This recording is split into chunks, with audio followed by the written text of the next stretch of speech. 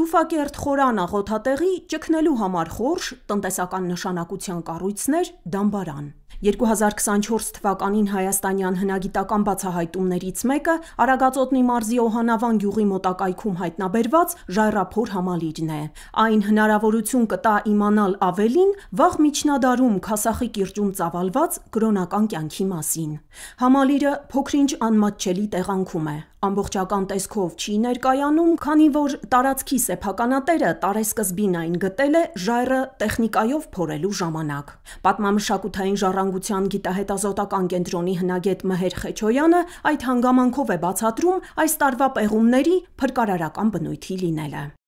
Վաղ միջնադարյան ժայռափոր համալիր է, որը գտնվում է շատ հրաշալի տեղանքում, շատ գեղեցիկ վայրում, ինքը ծավալած է այսպիսի անքույտ անկյունում, ոչ բոլոր տեղերից տեսանելի,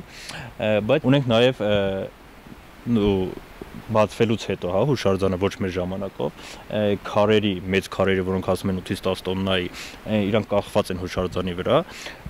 իրանք պոկվելու վտանգ։ Դրա համար մենք մեծ ժայռաբեկորներով, մշակած քարերով իրանք տակը սեպել ենք, որոշ չափով իրանք ամրակայելու համար։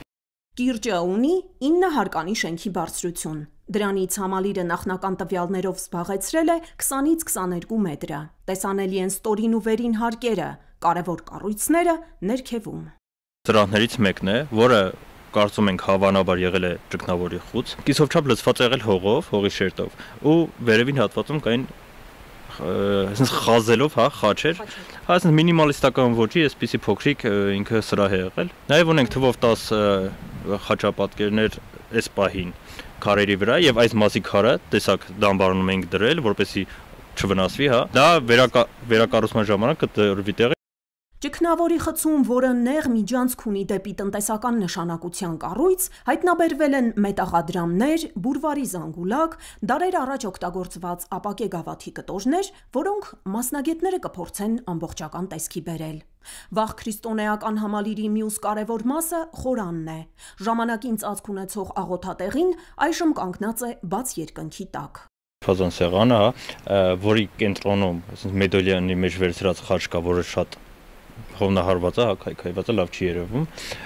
հավասարաձև խաչ եղել կենտրոնում իրա։ Իրա վրա կան էլի նույն փոստիկներից, որտեղ ջրակներն են դրվել, կողքերը, ներքևի հատվածը լուսավորության համար։ Եվ նաև եղել են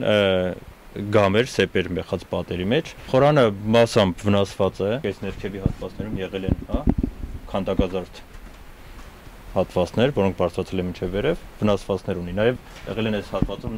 խաչապատկերներ, որոնք էլի վնասվել են, Մնացածը այս հիմքերից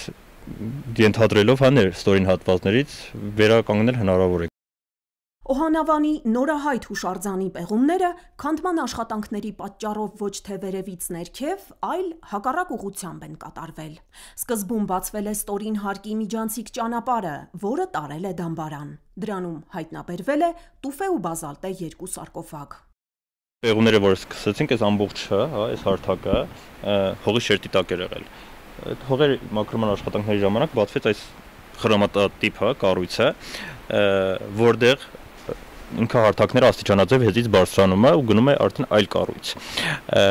Մենք այս փոսորակը, որ կա, տեսնում եք, այդտեղ հավանաբար եղել էր իրա դուռը, որտեղից դուրս եկավ դրա փականը, դարբինի սարքած, այդ երկաթից ու իրա գամը, որով ամրացել է, բայց մենք